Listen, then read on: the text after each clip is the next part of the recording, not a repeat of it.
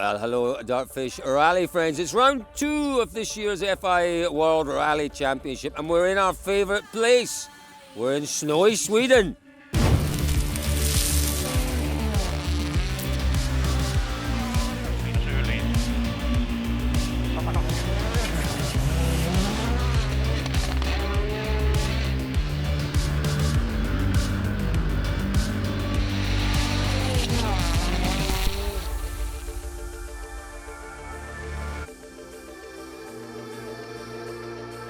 And if you're wondering why I'm sitting and David's standing, he doesn't want to get his bum wet. He's feeling a little delicate. Well, no, to me, it's about 2 degrees, so it's not absolutely freezing. And I knelt down to make an amazing fire, got a very wet leg. He's not actually sitting on the snow anyway. He's cheating because he's sitting on the shovel. Illusion. He's sitting on the shovel, so we only had one shovel, so there's only one seat. And I have to say, David, it's very pleasant sitting here by the burning fire. But what is the burning question, folks, of the week? Well, it's the same. Oh, the sausage is cooking. Well, that's our burning question. But the burning question is always the same on Rally Sweden, David. It's about the conditions. It's about the ice base. It's about the snow on the stages. You've lost one. It's gone for a burton, as they say in my part of the world. That one's cooking nicely, though. That looks okay, actually. Yeah. That looks really okay. Are you going to eat it? I am going to have a little try of it later on. It's going to fall out. Just try not to lose two, David. Losing one is just about forgivable. Yeah, the big question, David, is what are the conditions? Like, as you can see all around us here, there is plenty of snow, but on the stages, how's it looking? It's looking good. I wrote a piece earlier this week saying, don't look at the temperatures. I couldn't remember exactly what it was.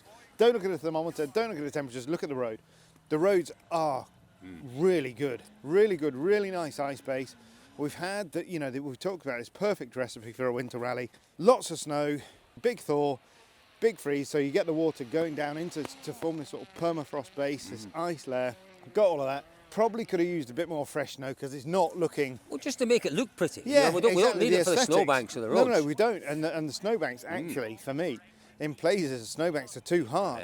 And there's potential for damage in them. They are like concrete in places. But no, perfect conditions. Genuinely, I saw something dark out the corner of my eye. I thought it was a moose, David, running towards us. We are obsessed with moose and bears. Oh, my goodness me. We've seen one moose today. We did. We saw a young moose out earlier on today. But we also went out to have a look at the conditions on the stages, in particular, stage 16. Well, it has been, as we mentioned, a little while since we had any fresh snow. We're on stage 16, and there are quite a number of things you have to look out for in terms of the surface, David. This is, well, it's quite a slow 90 left. Braking points, ruts. And as we can see, there's been a few recce cars through already. It's already beginning to change the way the surface looks. Yeah, so the Group 2 came through yesterday. Group 1, the Priority 1 and 2 cars have come through this morning. What we're seeing more is the movement of some of the loose. Another really interesting point is the tiered snowbank, which seems to be a new addition for this year. Well, a bit unusual. So what's happened? Look at this. As David calls it a tiered snowbank. That's a good way of describing it. We've got the outer snowbank and the inner snowbank.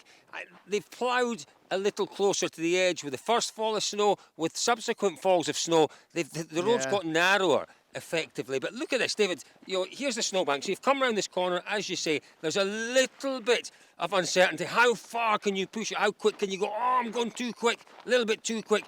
You hit the snowbank. Now go for a little walk on the snowbank, David. Keep walking along here. What's unusual about this? Have you planted something here? Keep walking along here, David. Disappear? What's unusual? Well, listen, what would normally happen walking on top of a snowbank? You'd fall straight through. Yeah, up to your waist I certainly would. Snow. Up to your waist in snow. As we've already mentioned, 2 weeks, over 2 weeks since this snow came down and it was ploughed. We've had some plus temperatures since then. Plus temperatures, the snow on the top starts to melt. The water permeates through the snowbank. And then when we get the minus 15s, the minus 20s, it freezes. And that's what's happened. We've got nice, solid snowbanks, But also, David. what's interesting, Colin, is that we don't have, I wouldn't say these are nice snowbanks because they're not snow walls, are they? You're going to collect pieces like this, that's solid. That's pretty solid. So you're going to whack that. The thing is, what you want, your ideal snowbank is something more like that, where it is a wall, where you can lean the car on it, and you can essentially just drift, and that gives you that balance in the car. So yeah, as you can tell from that little piece, and David, as you've already said, a really good ice base. But, so we start off always asking the same question. What's the snow? What's the ice going to be like? And then the debate starts. First on the road, second on the road. We know it's Kalle Rovanperä first on the road. Thierry Neuville will be second on the roads. Friday morning, as you said, it's not cold here now. This is the first stage on Friday morning. It's not actually going to go much below freezing between now and Friday morning. How much is that going to compromise the first couple of cars on the roads? I'm not sure, because what does it do to the road? You know, look at, so it's 2 degrees or something here. We've got a raging inferno here, but it hasn't melted any of the snow around there, and that's because just in here, it's really, really cold. It's still well below zero, obviously, because it's not melting. And that's the same, the snow on the road, we're going to have that same phenomenon that just beneath. It's not, even though it's insulated. Sunday, it's 7 insulated. degrees. It's still probably below. You'll still get one good run out of the road. So here's the point, though. So you do get down to that ice layer. And the thinking is always that when it's warming a little bit, you get 1 or 2 cars, 3 cars maybe, 4 cars maybe, that get the bite into that ice layer, and they then start to destroy that, and then you then do get through to the gravel. But the frozen gravel can be really fast. Can be, and really can offer more grip, but it can Yeah. compromise your studs.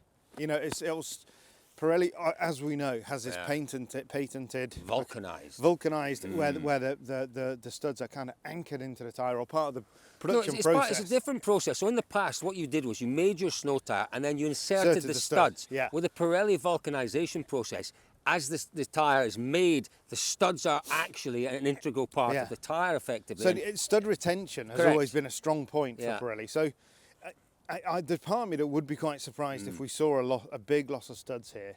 But Kalle Rovanperä did say he was worried particularly about this stage. He will, I think, lose a bit of time. We've seen that in the past. He'll lose a little bit of time. The big problem for those further down the field is when it really is mild. And as you get through to that gravel, it becomes slush.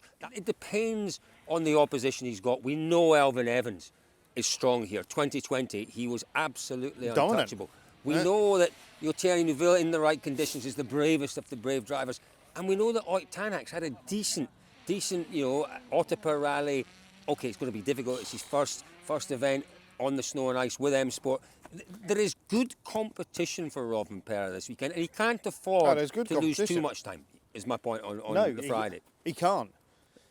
I mean, we saw him lose time in Monty, with all of that salt on the road. He cleaned the road quite a lot on Friday, and then he couldn't get back to Oslo. He got back to 16 seconds. The final stage of the day is in the dark.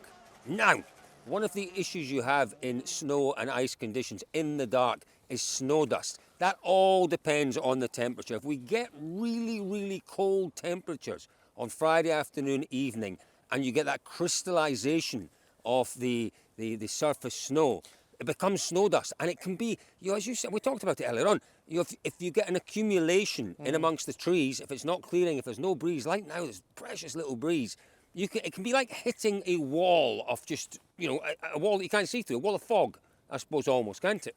It can be difficult. It can, but I think we saw quite a lot of that in Arctic when it was minus 20 and it was really cold. We're not going to get those extreme temperatures. Maybe we're not. But but equally, we've driven through, we've done quite a lot of the recce today, and we've followed the cars, and there is quite a lot of snow dust kicking up, and that's off recce cars.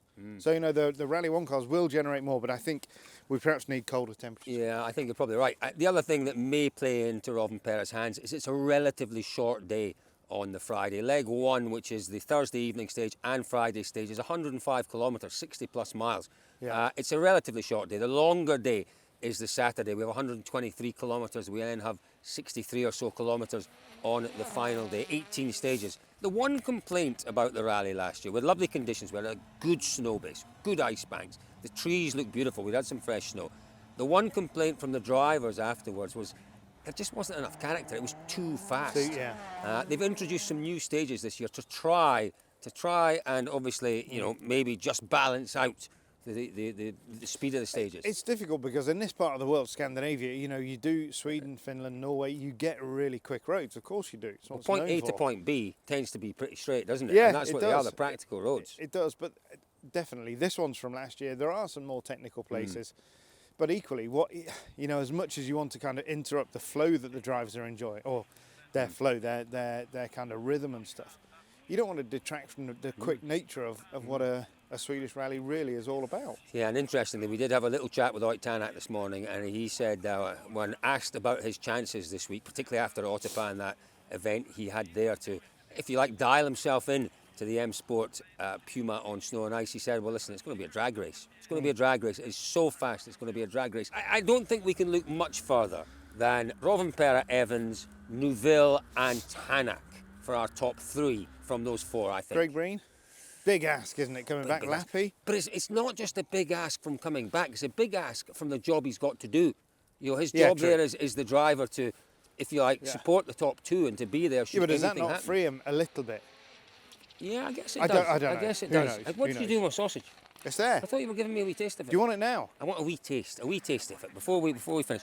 Yeah, Craig Breen could be the one, and as you quite rightly say, Lappy as well. But I really can't see beyond our top 4 here. The conditions are. Oh, smells good. Now, my understanding is these sausages are cooked, and we're just heating them. It looks really quite good. Here we go. Wow. It's good. Yeah. Is it? Yeah, really, really good. I'll put another one on. That's probably the most useful thing I've ever done in my entire life. Because we've come here and we've disturbed the nature, I'm going to feed the birds and the animals. There we go. Not ideal. So, David, if there's one thing that our rally friends back home, our Dirtfish rally friends, should be watching this weekend, what should they be looking out for? There's so much to look out for. You know, there's so much excitement. We've got new drivers, we've got Tanak, Lappy, new cars, Breen, new car. Again, the evolving weather conditions. It's a round of the World Rally Championship, WRC 2. Oliver Solberg, it looks like favourite. One thing I would definitely direct you to, go to ewrc-results.com and look. We'll put a link in and you can see where everybody, you can go in, you can vote, log into the site and you can vote for who you think is going to win. I can't remember the exact numbers, but Kalle Rovanperä, 80% of the people have voted so far. I think it's actually 82% of the people who voted so far think Kalle Rovanperä is going to win. 49% think Oliver Solberg is going to win WRC2. Get involved with that. It's a really, really cool. That I find interesting. Interesting because whenever you've got a vote on anything to do with rallying, the Estonians always somehow manage to cast the most votes for their man Oyt Tanak. Yeah, but Kalle, 82%. From first on the road. He clearly has a chance. Oliver Solberg, for me, if you're having a bet, I'm betting all my money on Solberg winning WRC2. I think the WRC battle at the front is going to be interesting. I think the fact that I believe that Rovanperä will be compromised, particularly on Friday, in the morning and in the afternoon. Don't forget the afternoon with the classic cars can be very difficult indeed. It's cleaning morning and cleaning afternoon. I think it could be setting us up for a fantastically exciting event. He might have some work to do Saturday or Sunday. We could step back and watch genius doing its thing. It's going to be really, really exciting, folks. While we sit and debate whether or not to have a second sausage, you in for a second sausage, David? No. I'm up for a second sausage. Folks, don't forget there are lots of videos that are going up. We've spoken to drivers during the recce. We're going to talk to them again this evening in the team talk. Plenty to come tomorrow, as David mentioned earlier on as well. Once the rally gets underway, Dirtfish Live Centre, you'll be able to, if you're missing anything, if some of you, as a lot of us have to go and work for a few hours, you miss a stage or two, head to Dirtfish Live Centre, scroll through the feed, and you'll get all the information, little videos. Stick on in the background. Don't let your boss see. Stick on in the background. Yeah, little videos, there are pictures, there's information on the stages, there's information on what we think is happening. It is all there in the Dirtfish Live Centre. So stick with us, folks, for our coverage of Rally Sweden. I can't wait. David can't wait. I've now got a cold bum. How's your bum, David? It's absolutely lovely. Cold bum. Folks, we'll see you once the rally gets underway. Come on then, David. Let's crack ahead with this. What are we doing then? We're just warming up and waiting. What's that noise? Is that the beer warning? It's the moose alarm. Don't know what that is. Fabulous. Toasty.